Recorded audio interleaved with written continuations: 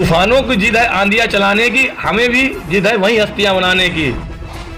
अगर सम्मान पे आँच आए तो टकराना जरूरी है, जिंदा हो तो जिंदा नजर आना जरूरी है। तो इस बार समाजवादी पार्टी आपको दिखा देगी कि उसका कार्यकर्ता सम्मान के लिए, अपने सम्मान के लिए, अपने प्रदेश के लिए हर व्यक्ति से लड़ जाएगा। भीड़ काफी इसमें चल रही है, लेकिन भीड़ तो 2019 में भी थी। क्या बूथ स्तर पर कार्यकर्ताओं ने और उनके सदस्यों ने काम किया कि नहीं? ताकत दोगुनी हो गई होगी चाचा के आने से। चाचा का आशीर्वाद था, क्योंकि 8% वाले मुख्यमंत्री बन सकते हैं, तो हमारा 20-22% वाला मुख्यमंत्री क्यों नहीं बन सकता, या उप मुख्यमंत्री क्यों नहीं बन सकता? आप देख रहे हैं डी भारत न्यूज, देश की आवाज। नमस्कार दर्शकों, मैं हूं दानिश और आप शुरू कर चुके हैं एक बार फिर से डी भारत न्यूज चैनल। जैसे जैसे चुनाव नज़दीक आ रहा है, हमारी टीम हर पार्टियों के नेताओं से और उनके सदस्यों से मुलाकात कर रही है। ऐसे ही हमारे साथ कन्नौज के प्रदेश कार्यकारिणी सदस्य विकास गुप्ता जी हमसे जुड़ चुके हैं। उनसे जानते हैं उनकी पार्टी इस बार क्या नया लेके आ रही है और किन मुद्दों पर इस बार इलेक्शन लड़ रही है। चलिए सीधे हम विकास गुप्ता जी से आपसे मुलाकात करवाते हैं, उनसे जुड़ते हैं। आइए। बहुत बहुत धन्यवाद सर हमसे बातचीत करने के लिए, हमसे जुड़ने के लिए। सर, इस बार आपकी पार्टी किन मुद्दों पर इलेक्शन लड़ रही है? सर, सबसे पहला सवाल। आपका बहुत बहुत स्वागत है डी भारत का जी। जो डी भारत के माध्यम से हमको अपनी बात रखने का मौका दिया, और डी भारत के दर्शकों को भी मैं बहुत बहुत स्वागत है, धन्यवाद देता हूँ। समाजवादी पार्टी के पास मुद्दे तो वर्तमान में इतनी जो परेशानियां चल रही हैं, उत्तर प्रदेश सरकार की जो इतनी कुछ नीतियां हैं जो प्रदेश के लिए ठीक नहीं है, इतने मुद्दे हैं कि अगर हम गिनाएंगे तो शायद गिनते गिनते हमारी उंगलियां ख़त्म हो जाएंगी, पर मुद्दे नहीं ख़त्म होंगे। समाजवादी पार्टी के पास किसान का मुद्दा है, जो 2 सालों से किसान इतना पीड़ित हुआ है, सड़कों पे आया है, तो समाजवादी पार्टी ने उसका भरपूर सहयोग और समर्थन किया है। बल्कि किसानों का सड़कों पे उतरकर धरना प्रदर्शन आंदोलन किया है। दूसरी बात यह है, समाजवादी पार्टी बेरोजगारी मुद्दा है। आज जो व्यापारियों की आय घटी है, जो व्यापारी परेशान हैं, मुख्य मुद्दे बेरोजगार, किसान, मजदूर, ये सब हमारे मुख्य मुद्दे रहेंगे। और आज के समय में जो माननीय राष्ट्रीय अध्यक्ष अखिलेश यादव जी का जो आप विजय यात्रा देख रहे होंगे, भीड़ काफ़ी इसमें चल रही है, लेकिन भीड़ तो 2019 में भी थी। क्या बूथ स्तर पर कार्यकर्ताओं ने और उनके सदस्यों ने काम किया कि नहीं? क्योंकि 2019 में भी भीड़ बहुत थी। भीड़ 2019 में भी थी, ये भी अच्छी बात है आपके। भीड़ इस समय जो चल रही है, आपको समझना चाहिए, ये भीड़ कोई लालच देख के लाई हुई नहीं है। ये भीड़ अपने नेता का दीदार करने के लिए रातों रात सर्दी में सड़कों पर इस तरीका से आ रही है, इसकी कल्पना शायद हमारे राष्ट्रीय अध्यक्ष जी ने भी की होगी।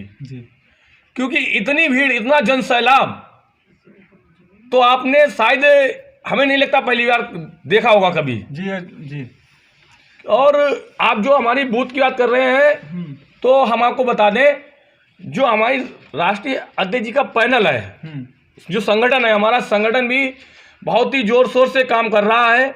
हर जनपद के जिला अध्यक्ष हो चुके हैं और जिला अध्यक्षों को निर्देश जारी कर दिए गए हैं, तो लाला हो, सक्सेना हो, बल्कि हम सारे समाजों को सम्मान देने का कार्य करेंगे। अब तो चाचा भी साथ आ गए। चाचा का पहले भी आशीर्वाद था और हमेशा आशीर्वाद मिलता रहा है। अच्छा। और ये तो मान लो आप कि पानी में लाठी मारे से पानी अलग नहीं होता। अब तो ताकत दोगुनी हो गई होगी चाचा के आने से। चाचा का आशीर्वाद था, चाचा का आशीर्वाद था, ऐसा नहीं कि चाचा का आशीर्वाद हमेशा रहा है। माननीय शेफई परिवार जो है, वो सभी एक भावनाओं से जुड़ा हुआ परिवार है। और उत्तर प्रदेश शेफई परिवार का एक परिवार है। तो चाचा भी, माननीय प्रोफेसर राम गोपाल यादव जी भी परिवार मानते हैं। माननीय मुलायम सिंह का उत्तर प्रदेश के परिवार पर बहुत बड़ा आशीर्वाद है। और जो इस बार राष्ट्रीय अध्यक्ष जी को आशीर्वाद दिया है, खुद नेताजी इस चुनाव में काम कर रहे हैं और समय समय पर दिशा निर्देश कर रहे हैं। सर, एक सवाल ये है कि इस समय जो है एक पार्टी MIM पार्टी का नाम तो सुना होगा आपने, वो कितना फ़र्क डाल सकती है समाजवादी पार्टी पे, क्योंकि वो हिस्से की बात कर रहे हैं। वो ये बोल रहे हैं कि जो 22 समीकरण है वो सिर्फ 8% उत्तर प्रदेश में, और यम समीकरण जो है वो 20% के प्लस है, तो हमें हिस्सा क्यों नहीं मिलता है? क्योंकि 8% वाले मुख्यमंत्री बन सकते हैं, तो हमारा 20-22% वाला मुख्यमंत्री क्यों नहीं बन सकता, या उप मुख्यमंत्री क्यों नहीं बन सकता? उनके विषय में हम कोई बात करना नहीं चाहेंगे। तो क्या लगता है, मुस्लिम वोटर सरकेगा समाजवादी पार्टी से? अरे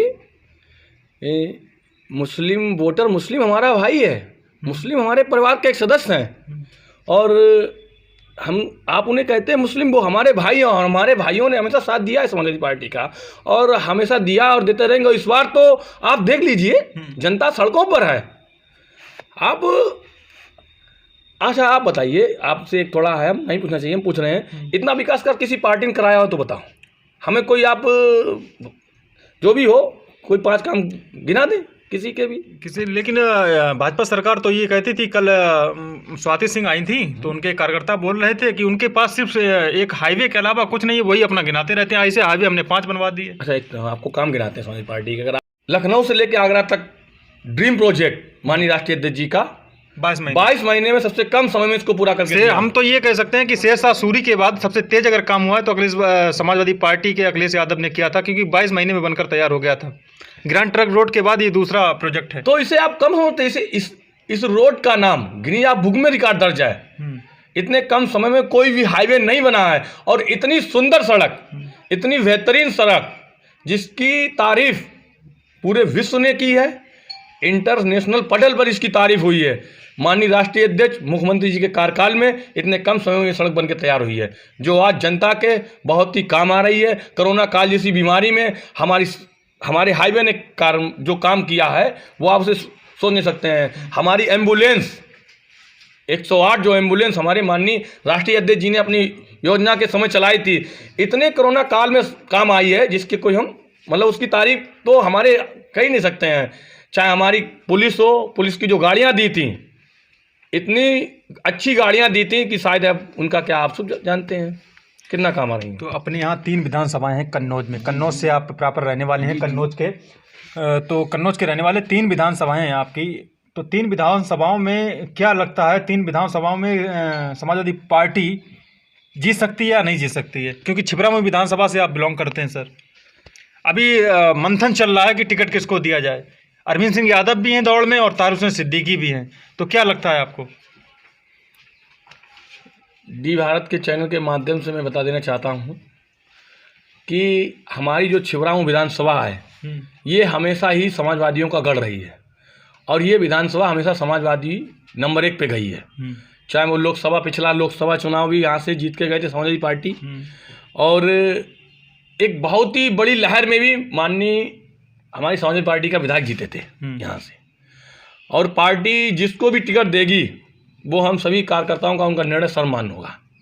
हम सारे कार्यकर्ता, जनपद के सारे भी कार्यकर्ता समाजवादी पार्टी के प्रत्याशियों को टिकट किसे भी मिले सिंबल पे वोट जाएगा, बस अखिलेश यादव और साइकिल पे वोट जाएगा। हमारे कार्यकर्ताओं के लिए एक ही शब्द है जो हम अपने कभी कभी शार के अंदाज में कह देते हैं जी, आंधियों की जिद है, नहीं तूफानों को जिद है आंधियाँ चलाने की, हमें भी जिद है वही हस्तियाँ बनाने की। तूफानों की जिद है आंधियाँ चलाने की, हमें भी जिद है वही हस्तियाँ बनाने की। अगर सम्मान पे आँच आए तो टकराना जरूरी है, जिंदा हो तो जिंदा नजर आना जरूरी है। तो इस बार समाजवादी पार्टी आपको दिखा देगी कि उसका कार्यकर्ता सम्मान के लिए, अपने सम्मान के लिए, अपने प्रदेश के लिए हर व्यक्ति से लड़ जाएगा। इसी बात के साथ मैं आपको बहुत बहुत स्वागत बहुत।